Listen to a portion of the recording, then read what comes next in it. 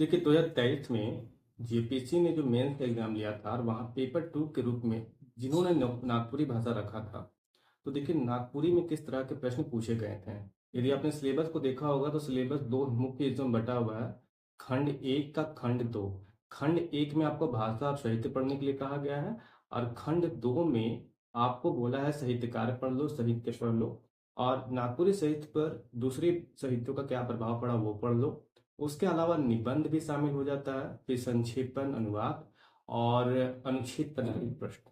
तो देखिए वही जो ढांचा सिलेबस का है, वही ढांचे के आधार पे जो पेपर था 2023 का बनाया गया था और इस बार जो पेपर बनाएगा, लगभग आप मान के चल सकते हैं इसी ट्रेंड को वो फॉलो करने वाला है। प्रश्न बहुत ज़्यादा मुश्किल नहीं बनाया गया था, आसान-आसान से प्रश्न बनाए गए थे। आप यदि इसके निर्देश को पढ़ेंगे तो साफ पता चलेगा कि यहाँ पर आपको बोल रखा था गया था क्या कि कुल 8 प्रश्न हैं, जिसमें से प्रश्न संख्या जो 1 है और प्रश्न संख्या जो 5 है, ये कंपल्सरी है, इसमें लिखना ही है। हर एक प्रश्न से प्रश्न संख्या 1 और 5 में कुल प्रश्नों की संख्या जो है इसमें 7 है आपको मिलेगी और यहाँ पर भी आपको प्रश्न संख्या में 5 में यहाँ पर आपको कुल प्रश्न जो है 7 है, जिसमें से केवल आपको 5 ही लिखना है।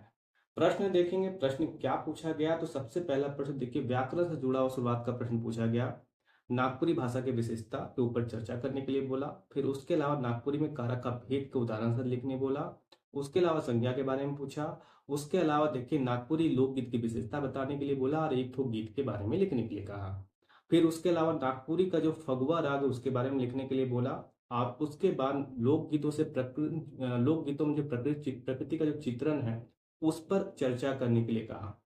और जो अगला प्रश्न यहाँ पूछा, ये पूछा भुजबल के बारे में कि भुजबल क्या है? आप 5 गो भुजबल का उदाहरण देके उसका अर्थ लिखने के लिए यहाँ बोला। 5 कुल मिला के 7 प्रश्न थे जिसमें से करना केवल आपको 5 ही था। 20-20 नंबर के प्रश्न भी आप देखिए कि 20-20 नंबर का जो प्रश्न है वो प्रश्न बहुत ज़्यादा मुश्किल नहीं बनाया गया था। साहित्य से बनाया और पूछा कि नागपुरी साहित्य का काल विभाजन कैसे किया जाता है, उसका वर्णन कीजिए। उसके अलावा पूछा कि मंत्र क्या होता है? कोई 2 तरह के मंत्र का जो 2 तरह का है अंतर लिखने के लिए बोल रहा है। यहाँ देखिए अंतर कर दिया, अंतर नहीं है मंत्र के बारे में लिखा है, 2 तरह के मंत्र के बारे में लिखने के लिए कहा। उसके अलावा तीसरा प्रश्न क्या बोला कि नागपुरी नाटक के उद्भव और विकास के ऊपर में चर्चा कीजिए कि नाटक का उद्भव कैसे हुआ नागपुरी में या फिर उसका जो विकास है कैसे डेवलप है उसके बारे में लिखा। अगले पेज पे चलिए, सिलेबस में जो अगला खंड है, आपने देखा होगा तो खंड में आपने देखा होगा कि वहाँ साहित्यकार है, बोला है कि आप साहित्यकार के बारे में पढ़ लिया, आपसे वहाँ प्रश्न पूछेंगे। तो यहाँ साहित्यकार है, देखिए क्या-क्या प्रश्न बोला। सबसे पहला प्रश्न पूछा प्रसाद शाहू कलाधार का कि उनकी जो रचनाएँ हैं उनके बारे में आप अपनी चर्चा में अपने शब्द में चर्चा कीजिए। अपने शब्द में उसके उसके बारे में लिखिए, चर्चा कीजिए। उसके अलावा मधु मंसूरी हंसमुख के बारे में बोला कि एक ठो गीत का आशय आपको लिखने के लिए बोला। फिर कवि कंचन का जीवन परिचय देने के लिए कहा। या तो फिर यहाँ पे जो चौथा प्रश्न पूछा ये है फादर पीटर शांति नवरंगी का, इनके बारे में लिख लीजिए। या तो फिर आप लाल रणविजय नाथ सहदेव का जीवन परिचय देते हुए उनकी जो रचनाएं हैं वहां पर इसकी चर्चा करने के लिए कही गई। बांग्ला झूमर लोक नृत्य के ऊपर चर्चा करने के लिए कहा गया। निबंध से प्रश्न था कर्म पर्व के बारे में का महत्व के बारे में आपको बोला चर्चा कीजिए। उसके अलावा यहाँ पर देखिए गद्यांश से प्रश्न पूछा गया। इसका मतलब ये था संक्षेपण से कोई प्रश्न नहीं पूछा गया, अनुच्छेद से कोई प्रश्न नहीं पूछा गया। ये सारे प्रश्न थे 7 नंबर के। 7 प्रश्न थे यहाँ पर भी, लिखना केवल 5 ही था। अब यहाँ प्रश्न देख रहे हैं आप कि जो साहित्यकार से प्रश्न है कोई मुश्किल प्रश्न नहीं है, बोल रहा है कि उनकी जो रचनाएँ हैं उसकी चर्चा अपने शब्द में कर लीजिए। मधु मंसूरी का क्या बोला, एक गीत का आप आशय अब लिख लीजिए कि उसका अर्थ लिख दीजिए। उसके अलावा कवि कंचन का जीवन परिचय दे दीजिए। बहुत ज़्यादा मुश्किल प्रश्न नहीं पूछा गया। या तो फिर इन दोनों में से किसी एक का आप जीवन परिचय देते हुए उनका रचनाओं का उनकी जो रचनाएँ हैं उनकी चर्चा कर दीजिए। और वहाँ पर फिर यहाँ पर एक गद्यांश भी शामिल कर रखा था जिसका आपको हिंदी में दे रखा था गद्यांश, उसका आपको अनुवाद करना था नागपुरी भाषा में।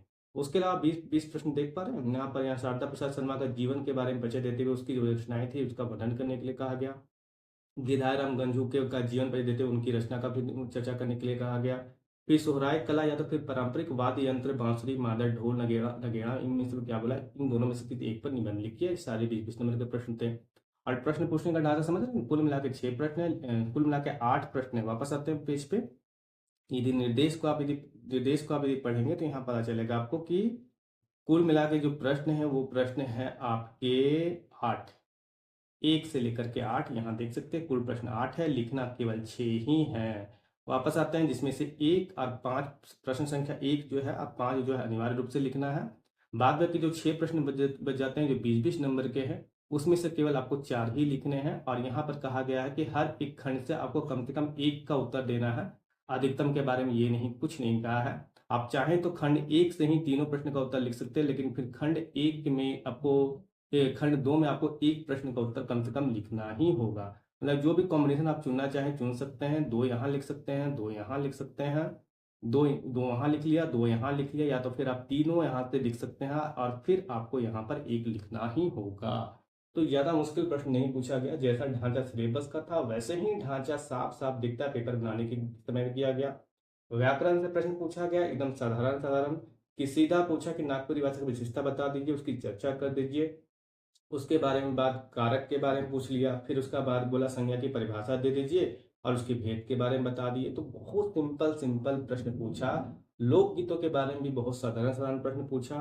फगुआ राग आपने सिलेबस देखा हुआ तो कुल मिला के लोकगीतों के बारे में निश्चित कर रखा है, आपको झूमर पढ़ना है, फगुआ पढ़ना है, उदासी पढ़ना है, पावस पढ़ना है, और प्रश्न बार बार इसी यहीं पर से प्रश्न पूछा जाता रहा है।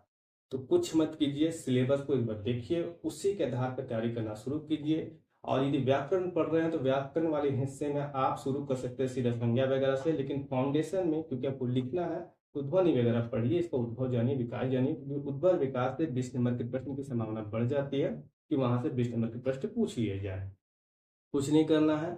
एक बार आप क्या कर सकते हैं, प्रीवियस ईयर में क्या ट्रेंड रहा है प्रश्न को पूछे जाने का, और अभी आप यदि एग्जाम लिखने वाले हैं 1 महीना 2 महीना के बाद यदि मेंस एग्जाम लिखने वाला है तो आपको किस तरह की तैयारी करना है। कुछ नहीं करना है, एकदम जो सिलेबस है उसके अकॉर्डिंग चलते जाना है। प्रश्न बहुत ज़्यादा डीपली नहीं पूछेगा, बहुत मुश्किल नहीं पूछेगा। और प्रश्न का ढांचा जो है बहुत साधारण रखा है, एक तो 7 नंबर का, एक 20 नंबर का। और क्षेत्रीय भाषाओं की तुलना में यहाँ पर ढांचा बहुत ही स्पष्ट दिखता है। 8 क्षेत्रीय भाषाओं के लिए मैं तुलना करने के लिए बैठूं तो वहां पर 20 नंबर का सवाल नहीं पूछा जाता है, वहां पर 10 नंबर के सवाल 2-2 पूछ लिए जाते हैं। वहां पर है 2 सवाल आ गए, आपका कॉग्निशन ठीक से काम नहीं करता है, आपका मतलब कि 2 सवालों का उत्तर लिखना, 1 सवाल का उत्तर लिखना ज्यादा मुश्किल हो सकता है, मुश्किल होता है।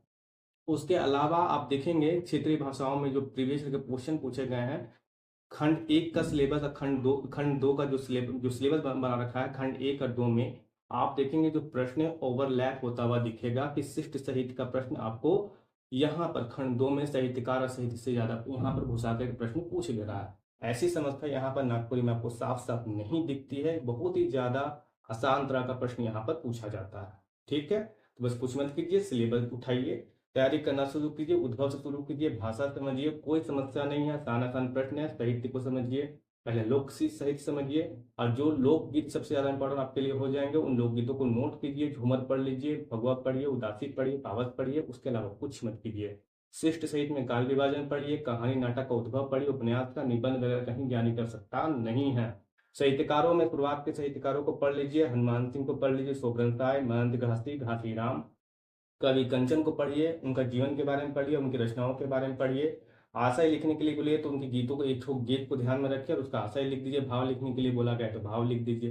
तो कोई समस्या कोई दिक्कत नहीं लेना है, आराम से ये पूरा जो सिलेबस है आसानी से पूरा किया जा सकता है। चलिए, तो आज के लिए इतना रहने देते हैं। आप सिलेबस को मतलब सिलेबस ही समझ लिया और किस तरह के प्रश्न पूछे गए 2023 में, और अब संभावना क्या है प्रश्न बनने की या बनाने के। प्रश्न बनेगा तो इसी तरीके का बनाएगा, ज्यादा मुश्किल प्रश्न नहीं बनाएगा।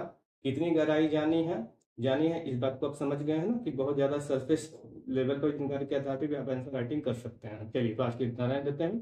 तो जैसे मैं हमेशा कहता हूँ आप सभी से कि बढ़ते रहिए, पढ़ते रहिए, बढ़ते रहिए।